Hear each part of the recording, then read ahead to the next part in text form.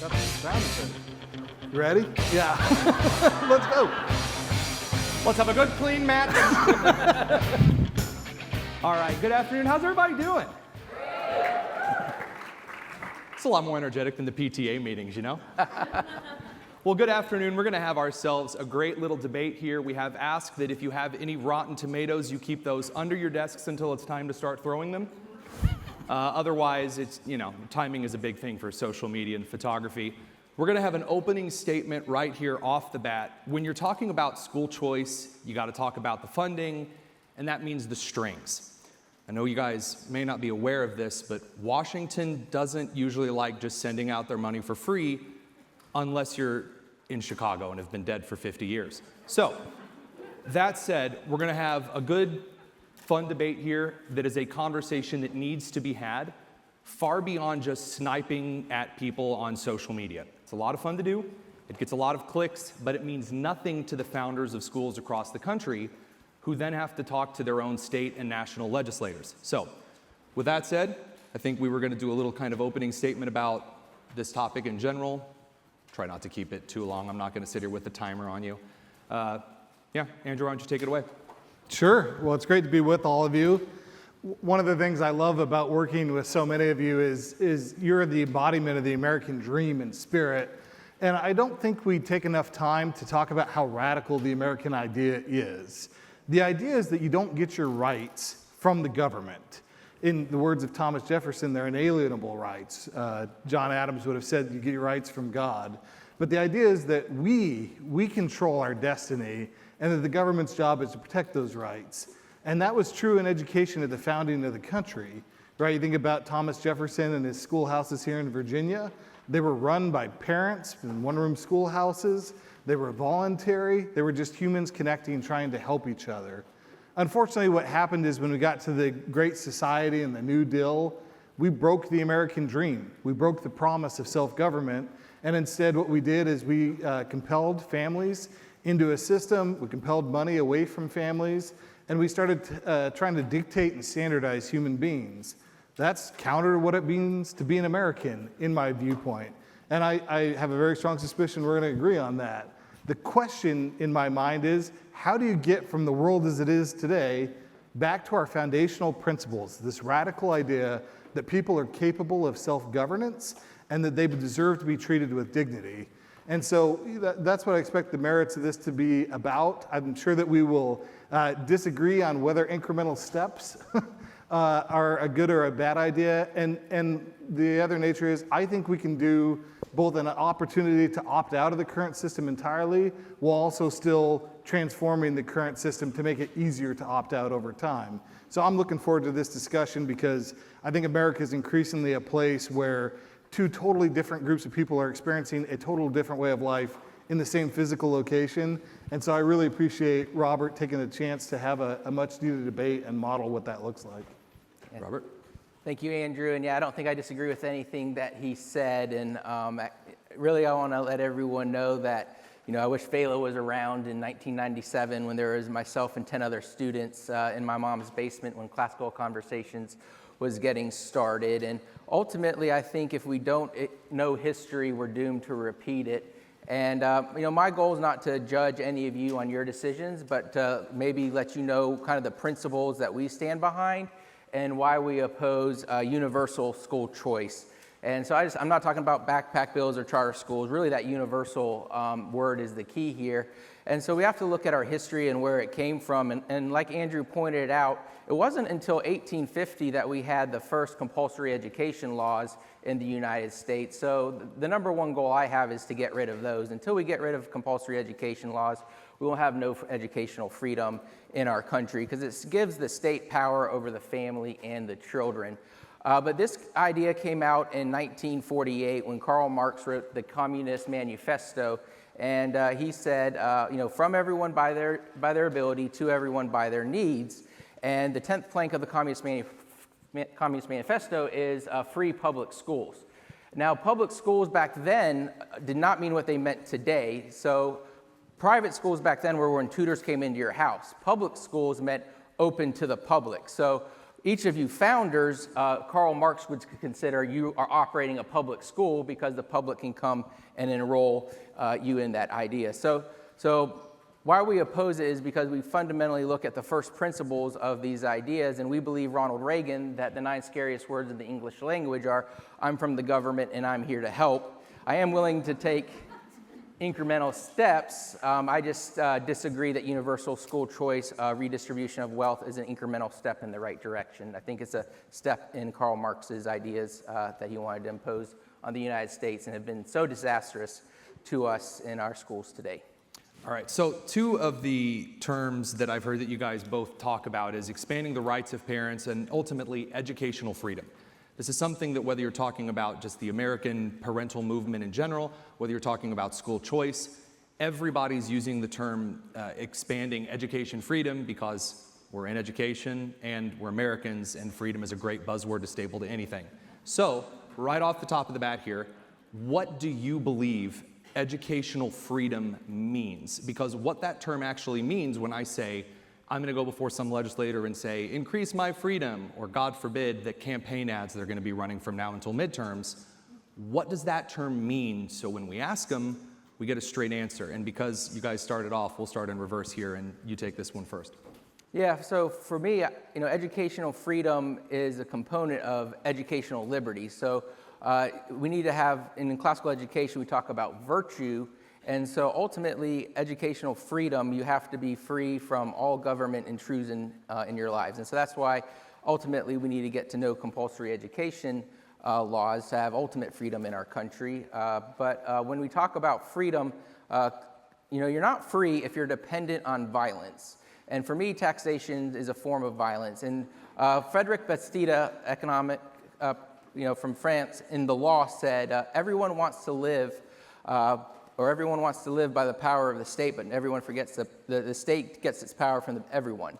And so basically, that is not freedom in my book. So to clarify, just before we hop over here, because again, as a broadcaster, hearing the answer here, when you say freedom from the government, is your definition for educational freedom, to what extent do you describe freedom from the government? Because that can mean so the government, Gadsden flag or anarcho total. Like what? Sure. So the government has no natural role in education, and so from taxation to oversight, and the entire history of humanity, except for the last 150 years, would have agreed with me. It was only until Karl Marx introduced this idea in the early 1800s that people's minds started wanting to live by the power of the state. Gotcha. Thanks for clarifying that. Take it away. Yeah, I'm not a very complicated person, or at least I try not to be. To me, freedom in any market is really simple. It's a framework in which there's freedom for the customer to go out and buy whatever product and service they want that works best for them. There's freedom for entrepreneurs to come up with any crazy idea they can think of and offer it to the public. And then there's the freedom from the government interfering with both the customer and the entrepreneur providing those products and services. If those 3 things are evident, you almost always have human flourishing. Okay, so in that case, freedom and educational freedom here, you mean open access to the educational market in this particular instance? Yeah. Does that freedom on the educational market look like freedom with the same resources that everyone else has? Can you kind of give me a little more explanation on that in this case? Sure. I think it's always easy to think about the freedom you should have by highlighting the freedoms you don't have. And so you think about compulsive education is a fine example of where families, the customers, don't have freedom to shop, right? They're told, you will go to the school in your neighborhood or we will put you as the parent in jail. Well, that's not freedom. That's as coercive and compulsive as you could possibly imagine a scenario. When you get into the classroom as a kid, you don't get to choose your teacher. Your teacher gets assigned to you. You don't get to choose what you learn. That gets assigned to you, right? Every step of the process as a customer is dictated to you. We want, in my view, is the opposite. We want the freedom to choose in the same way I choose restaurants or retail stores or any other part of my life. And same thing if you're the entrepreneur. You guys all know this. You've talked about this a lot today. You want the freedom to offer what you think quality education looks like and that you think families will value. And then the government comes in and says, I have zoning laws, I have curriculum mandates, I have testing standards. There are thousands of regulations, even if you don't take a dime of government money, thousands of regulations that prevent you from offering products and services to people. In a real environment of freedom, that stuff all goes away. Okay, so if we're looking at access to the education market, if we're looking at a freedom from government regulation, compulsion, and control, right now, 39 states and commonwealths require the disbursement of funds to education in some way, shape, or form, specifically towards kids in the primary and secondary school range. All right, you can, like Massachusetts, they say grade school, but they don't define what that means, but Massachusetts can't write laws. So, sorry, to those from Mass, I spent a summer in Worcester, a lot of interesting grammar choices. So if we're looking at what access to education actually means, these funds are there. Should families be able to use public funds to access private or home education? Should that funding be allowed and accessed and allotted to them? And if not, what should happen? Again, you got first crack last time, so I'll let you have first crack this time. Yeah, look, I mean, this is the core of the argument. Should there be school choice, right? And, you know, the way that I view this is right now you've got that system I described where families as the customer are compelled into this current system, and the current funding amount's about $20,000 a kid in a public school. We're spending a lot of money. And so if you come back to that framework I talked about, freedom for the customer, freedom for the entrepreneur, freedom from the government, the idea with school choice programs like ESAs and tax credits is to say, hey, I can create a new system in which families will have the freedom to shop from a wide range of products and services, where entrepreneurs will be able to provide a wide range of products and services. But because the money is coming from the government, they're going to have strings. So it's going to solve 2 out of the 3 problems. It won't solve all of them. But my view is, as an incremental step, getting 2 out of 3 is way better than getting 0 out of 3. And that's why I think school choice generally is a really good idea. Well, yeah, I mean, I think what we're ignoring here in this debate is that groups like VELA, who have provided this funding privately without government strings attached, and the private charity that made America great to begin with in the first place instead of the redistribution of wealth that Karl Marx said. And I think you can look through human history and see whatever the government funds, it eventually regulates.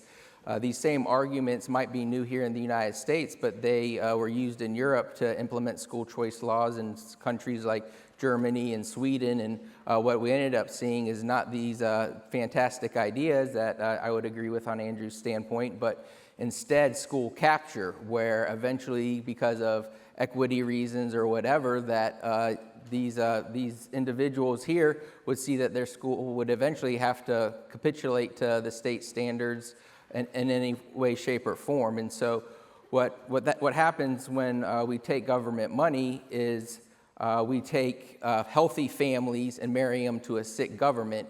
We take a corrupt system and import it into a healthy system, and that ultimately is going to destroy the healthy system. Okay, so it's nice to get to the meat. We still have 28 minutes to go.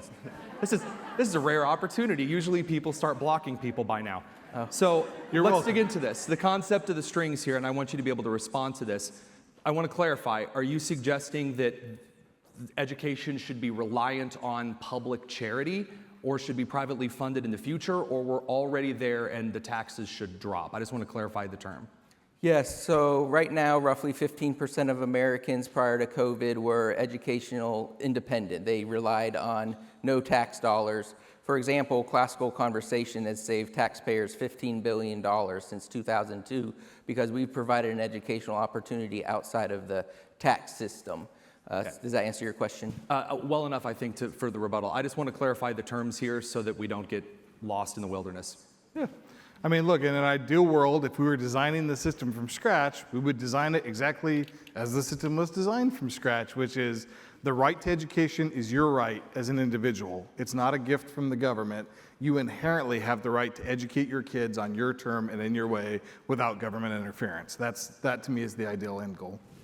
So just to clarify, you're suggesting that in the system, the access to the funds themselves that are being taken is part of that right? So in an ideal world, you wouldn't have the funds being taken in the first place, or if they do, they'd be for just a simple social safety net, right? Like the government does not, as Robert said, the government does not need to be involved in the business of education. Since we're here, we might as well use it correctly, kind of a thing. Yeah, well, you got to contextualize where you're at, right? If you were designing from scratch, fine, but we're not. The comparison I give people is, if I have this bottle of water and I'm in the middle of Lake Victoria, the largest freshwater body in the world, this is not very valuable, right? But if I find myself in the middle of the Sahara Desert, starving of thirst, this is suddenly incredibly valuable.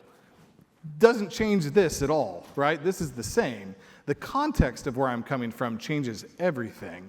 And so, again, if we were designing this system from scratch where we'd been in a place of freedom and now we're trying to go to a place of control, you would think about it differently than the way it is today, which is we're in a place of total government control. We want to get to freedom. That comes with a different set of assumptions. Okay, yeah, and we absolutely are. We're gonna stay on this because it's great and concise, and I'm enjoying myself. So far here, we've got the realism case that, well, we're already here, the money's being taken, we might as well be responsible with it. Is what you're suggesting that, well, we're already here, why are we taking the money in the first place? We should rely on charity. What is the difference here? How do we get there, or choose the other one? These don't quite mesh. Yeah, so I think it's a fundamental disagreement on how we get there. And so my view is that public money is the cancer that is destroying education. And so you're importing that cancer into a private. Do you mean that like absolute power corrupts absolutely? Anytime there's government dollars involved, it corrupts? I mean, that's quite a phrase to use. You could say that, but I just said that the government has no responsibility at all. So if it takes responsibility of an area of our life that has no responsibility, it's going to be very expensive, and the results are going to be very poor. And I think all the data proves that. So one of the issues that I have with this is it sounds good, and I don't necessarily disagree with it, but that's not what's actually happening in the school choice laws. So let's take a look at Arizona, quote unquote, the gold standard of school choice. So prior to school choice, Arizona was educating about 1.1 million students and was spending $10 billion per year. In just 5 years, now they spend $12.3 billion a year in education, and they're actually educating somewhere between 500 to 100,000 less students. So they're educating 95% of the students that they were before at a 23% increase. And so that's not the same amount of dollars being distributed. In the state of Tennessee that just passed the school choice bill, they actually are double funding the students and want to do that in perpetuity. So they're giving the student $7,000 to leave the public school, and they're also giving the public school $10,000 for the student that's not there. So theoretically, in Tennessee, you could have a system where a public school has 0 students and is getting fully funded by the state. And so the statistics show that 50 to 70% of the people on this were already educationally independent, are now taking this universal school choice money, and it's going to those who are wealthy. So ultimately, it's not actually getting a lot of students out of the public school system as we know it today. It's just a redistribution of wealth scheme to people who are already affording their independent education. So I just think there's so many examples of ways for us to do it with charity that, again, I'm talking about universal school choice. I'm not exactly against all sorts of different tax credit schemes. What I'm talking about is ESAs, vouchers, money where the government collects taxes from your neighbor and puts it in a bank account for you to spend. Again, Frederick Basia said, everyone wants to live at the expense of the government and forgets that the government lives at the expense of everyone else. And I feel like the school choice movement has forgotten that.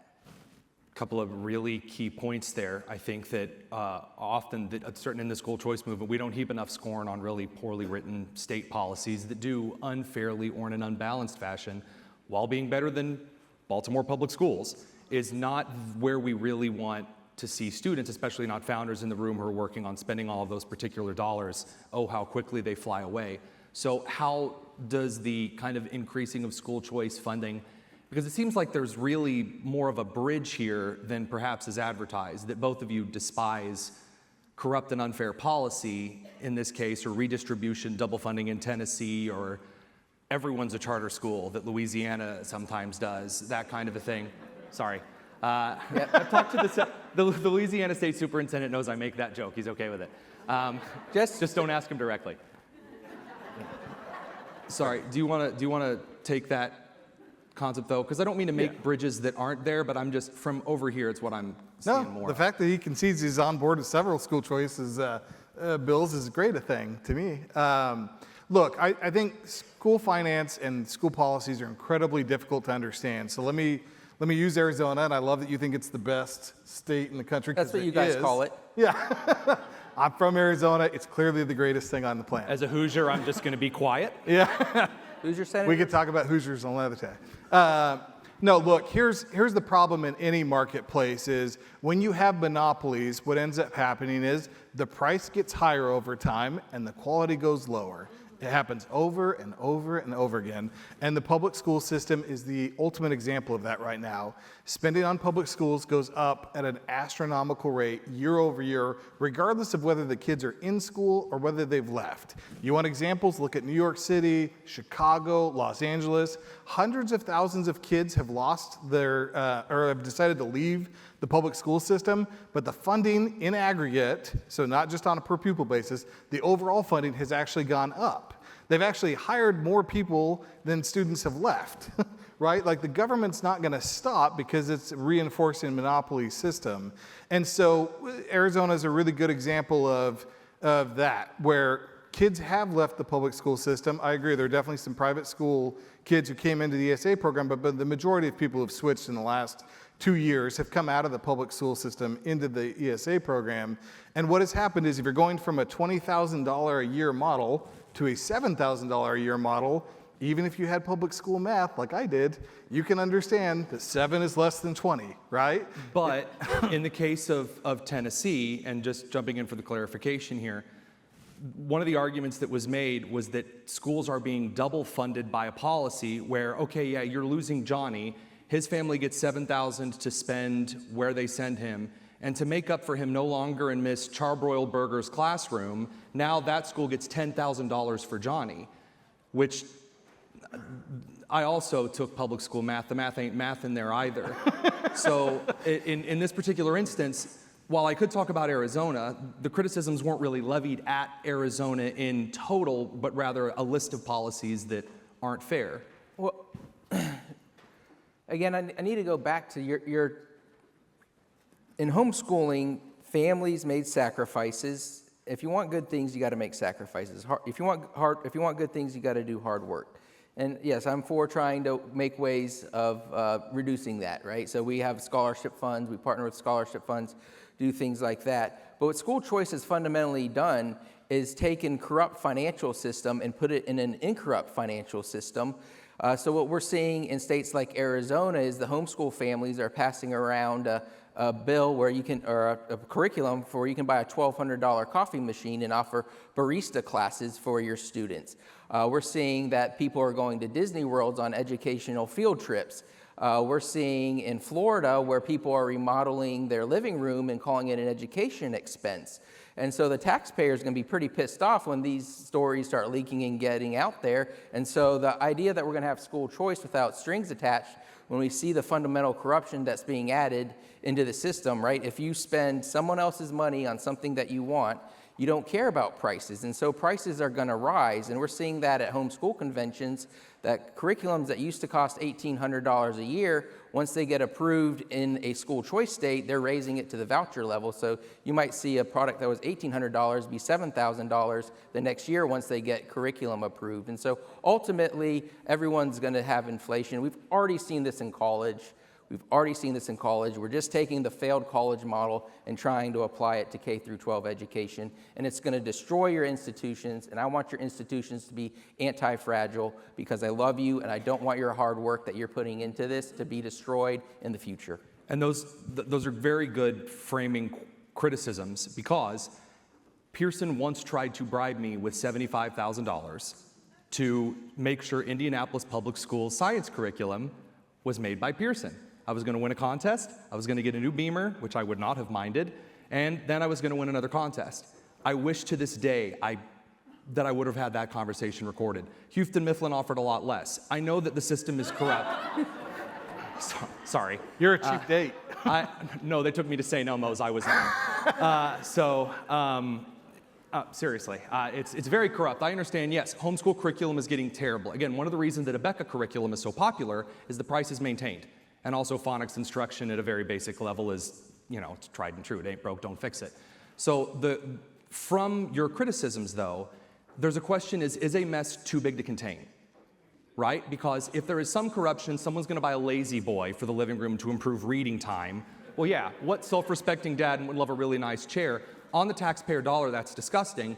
Is there a way to frame policy and overtly, explicitly state that you will make life a living hell for anyone who breaks the law? Is school choice funding, can it be robust enough to fight corruption enough so that you might be more comfortable advocating for some funding and keep the strings as thin as possible? That's the question I'm kind of here to moderate. Well, let's just pretend for a second that you're a state legislature and I'm walking into your office and you're making this argument to me. What I'm going to do is say, stop and listen to what you just said. This is amazing that kids are going to leave a $20,000 a year option. They're going to go to a $7,000 a year option, and they're going to have so much money left over that they could buy an espresso maker at $1,200, and it's still going to be way better than the environment they came from. That should tell you just how insane what we're doing right now is, and that should make the argument for why the $20,000 should be reduced and made more available to families to drive the cost down and the quality up as you go, because we're moving from a system of dependency, right? That's what the monopolistic system with 20 grand is, a system of moral dependency. It wants you to be subservient to that. We're trying to move to a system of independence, which should come with all the benefits. And I agree. And before I'm going to clarify, because you didn't answer my question. I asked, can you make the policy hard enough? Again, I'm glad that we're spending less. Yeah. But corruption is corruption, even if it's at a discount. So my question is, attribute that to me online. Tweet that. Thanks, yeah, I will after we're done here. So the question, though, is, can you write policy that says, no, you can't spend it on other junk? Because that's what a lot of criticism comes over, is that then it's, well, it's not even happening, so it's not matter. But there's an entire faction of the school choice movement who we could be walking alongside with that's not getting this question answered. So Thomas Sowell, there's no solutions, there's only trade-offs, right? And the question is, what trade-offs are you willing to make in this process? Here's a criticism that he leveled that I agree with, which is, look at higher education. What we've done is we've put subsidies into the higher ed system, and every time we do more student loans, the only thing that happens is the universities raise the price by that dollar amount, and the people who most need the help from the subsidies are the most hurt. It's a really dumb system. But why does that happen? I'm getting there, right? Is in part because if you want to create a competitor to the university system, you have to spend hundreds of millions of dollars and take almost a decade in order to open a new competitive institution. So that means if you don't like the high prices, tough luck. And they do that out of the best of intentions. They're trying to create regulatory thresholds to prevent the kind of fraud you're talking about. So incremental over time, if you deregulate, but you add the money, then over time the corruption or the bad spending decreases, or is just too little to matter? Pearson's going to walk into the office and say, classical conversations is junk curriculum. That needs to be banned, right?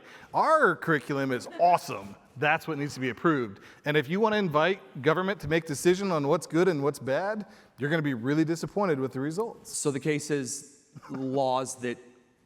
no laws on curriculum or standardization then, because standards and the curriculum do get tied together. And I do want you to respond, but I want the question to be very clearly articulated so that we don't get into the weeds. When in doubt, we should default to freedom. I've never received freedom from the government giving me money personally, and I pay a lot of taxes, and of course as a taxpayer I think there's a part of good governance where there is accountability to our tax dollars. We saw USAID, for example, and the corruption that is in that. And so he talked about dependency versus independence. And so if you're dependent on an $8,000 or $7,000 check annually from the government to fund your kid's education, or if your institution is dependent on that, and that's ultimately the goal, unfortunately, of the financiers of the school choice movement, let me say, is so that you are dependent on that information. I was at an event, and a person just like one of you raised your hand and said, well, how should I set up my business finances in a school choice state in case the future legislators, pull the money or add restrictions that I'm not willing to do? Like, how can I make my, school anti-fragile? And this was at a Republican conservative event, and the lady on the stage that was the school choice evangelist said, well, we just need to get so many people taking the money that it becomes politically impossible for anyone to stop doing it. And I don't know about y'all, but I feel like the welfare state has destroyed families, and that's why I say we're wedding a healthy family to a sick state and thinking that we're going to get better outcomes. And so what school choice does is it takes the 15% of Americans, and it was growing, that were independent of the state prior to COVID and the school choice laws, and now make them dependent on the state. And so what we see, like in Arkansas, the average homeschooler spends about $1,000 a year on curriculum. In Arkansas, they're spending $3,000 because it's someone else's money and they can spend it on any way they want. And I bet you if they tested end of grade that there would be not a significant benefit for that 3 times spending increase that they're doing. And so, if school choice becomes universal in every single state, we won't know that you can get a great education for under $1,000 because everyone's spending that amount of money. And, in states like Arizona that lets you keep it and spend it on college, it's almost like a reverse Pell Grant where they're giving money to these families to pay for college who are the richest of the rich inside the state, because in Arizona, if they give you $7,000 and say you only spend $3,000 on curriculum, you can keep that $4,000 and use it to pay for college. You think college prices are expensive now? Wait until all these people get 18 and they got all this free money the government's been giving them for decades. What do you think the price of college is going to be then? And so Andrew is right in that being dependent and have a monopoly, but right now the government doesn't have a monopoly because you can opt out of it. What Andrew is talking about is giving the government a monopoly over education because they'll be funding all of it. And so school choice, universal school choice, is actually giving the government a monopoly. And so he's using 1948 newspeak to convince you otherwise. Man, that was a great sound. Did he pay you for that? Yeah. So I was going to move on to something different, but I think that I will get a lot of flack. I think we get a lot of flack if I don't let you respond to the 1948 newspeak. Now, I don't want to get into the weeds of this because I have a final question on bridging any of this resolve that I want to get to, but I'll let you address it if you keep it really short. Fair enough.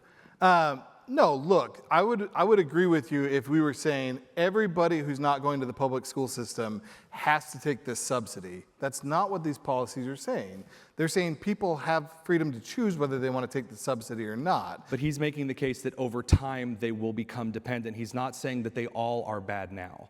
Well, right, but the opportunity for an entrepreneur is to say, if the regulations are bad and the subsidy, I don't take them and I offer freedom. And you can run both strategies in parallel.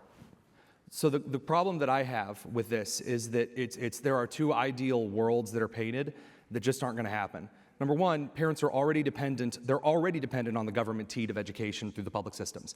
And that even if you hear me out for a second here on the objective data side, because I do have a question to prompt based on this, and I'll let you take it first.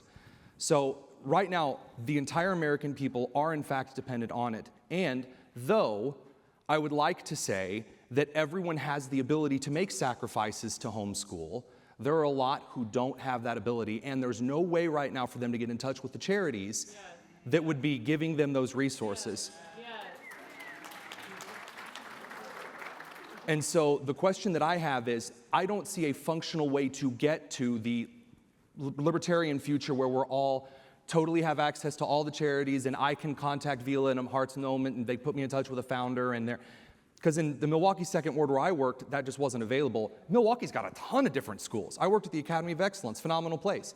But it's not fully saturated. And then on the other side, yeah, there's a ton of room for corruption here. You mentioned that you were for incremental approaches to move toward a future where I didn't feel like I was getting redistributed to hell and gone. So I want to point it towards the future if we can with the last 7 minutes we have here. Make it as quick as you can. And I'm sorry, it's my fault. how do we incrementally move in that direction, if at all?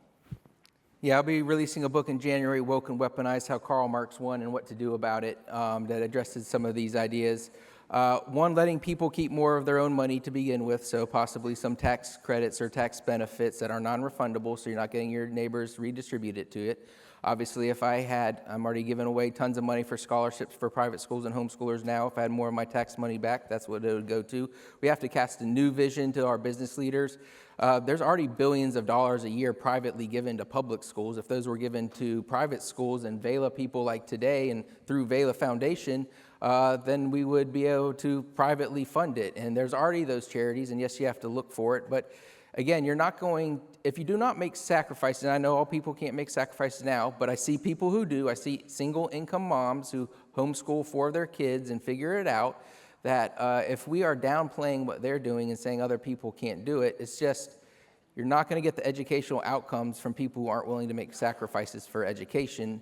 And so ultimately, I think through taxation, rebates or discounts and opportunities to raise awareness, because clearly education is important. I heard that one. So I heard that mom earlier who went around to businesses to get them to donate to the schools and stuff like that. It's something Americans really get a heart for. So all we have to do is cast a new vision where the government's out of it and explain to the businesses to do it, and then give them a tax incentive structure to move that direction instead of a redistribution structure. Andrew, I heard tax laws that a lot of school choice advocates are advocating for, and reframing a focus on the local community to get involved. Crazy concept, I know. I should be on a 90s school special. What do you got? Yeah, look, again, that's the bridge, I think, where I love that there's a lot of school choice policy you like. That's great. The thing I would say is you do have a system where the vast majority of people are dependent on the public school system today. You can't show up and overnight force freedom on people who don't want it. That's what our U.S. military has done historically, and it hasn't worked great, if you haven't noticed, right? The better method is to make freedom available for people, and as they take more freedoms, they'll understand how freedom benefits their lives, right? And all of you are a great example of that. Out in the world are families and educators who are depressed, who are frustrated, students who are at an all-time high with anxiety and depression because of all the things they're told they can't do and they're not capable of. What all of you have done by taking an exercise of civil disobedience, this moment of an expression of freedom, is you've shown people what you can do, what you're capable of. And what that does is it inspires other people to want the same freedoms. And so freedom has a compounding effect, right? A little bit starts to build the appetite for more and more and more. And that's what we have to do. We have to show all of America what's possible. And so this is where school choice is not the end goal. It's a step. It's an opportunity to show that to the American public. Robert, seems like a bridge in talking about the encouragement of the sacrifices that you talked about that were made by the single mother of 4, and that kind of encouragement. Do you see that snowballing as opposed to just a snowball like towards corruption that we were talking about earlier as a bridge point on that cultural level? Do you mean from like a universal? So he was talking choice? about how the kind of on the cultural side, encouraging people getting involved, making these sacrifices means that charity then flows out. I made these sacrifices, that's now why I'm helping you. Right. It's that side of cultural. A virtuous cycle. Yeah. As opposed to the only big snowball is, wow, things are getting corrupt and more coffee machines and more lazy boys in living rooms, that kind of a thing. Right, so again, to quote The Princess Bride, you keep using that word freedom. I don't think it means what you think it means. And I understand you're spending less money, but these families will become dependent on the money. So how do you unwind it? So let's say universal school choice becomes ubiquitous and suddenly everyone's educating their kid for somewhat less than they're doing now, but they're all dependent on the state. And I remember when Colorado was a red state and it became a blue state. I remember when Florida was a blue state and became a red state. Whatever persuasion you're on. I remember when Joe Biden was suing Liberty University and Grand Canyon University, and then Trump comes in office and now he sues Harvard and these other ones, right? And so do you want your institution to be on the whims of political power, and instead of serving families, you have to serve politicians and unelected bureaucrats, and you have to make sure that your institution is on the approved vendor list so that you can get the school choice dollars, because every single parent in America is now dependent on a redistribution of wealth scheme called universal school choice? And this is why I keep harping on context, though. If people were coming from a place of independence and becoming dependent, that would be a huge risk. But you already have the vast majority of American families in a place of extreme dependency now having the opportunity to come to greater independence. Really quickly, so the lions in the DC Zoo have like 20 by 20 cages. The lions in the Asheville Zoo have like 10,000 acres to play in, right? And so, yes, the lion in the DC Zoo is going to be better if it's in the zoo in Asheville. But the problem is 15% of the lions aren't in the zoo at all, and you are encouraging all of them to get into the Asheville Zoo, and I want all of them to be independent and free, not in cages. So the question still remains how, again, because you're both agreeing on some incremental stuff to the right things, you're agreeing on the tax policy, but you also both understand that there has to be a realistic approach because, well, the libertarian option of freedom from the government sounds awesome. Kill the Fed, kill the DOE. I'm the guy who wrote the policy in Project 2025 on dismantling the Department of Education. So yeah, the room suddenly went very quiet. I agree with you, but we're also in a real world, and as much as I would love to decouple from that, the alternative is moving towards the DC Zoo. And so with that, I know we originally had kind of planned out a couple of closing statements. I really don't want to be over time here. A round of applause for both of these guys. They're excellent. Andrew, if you guys are willing, I'd love to have you on for an extended conversation and talk more about this. Sure, that'd be great. It's Thank you, definitely Tony. worth it. We appreciate it. Thank you all. God bless. Thanks.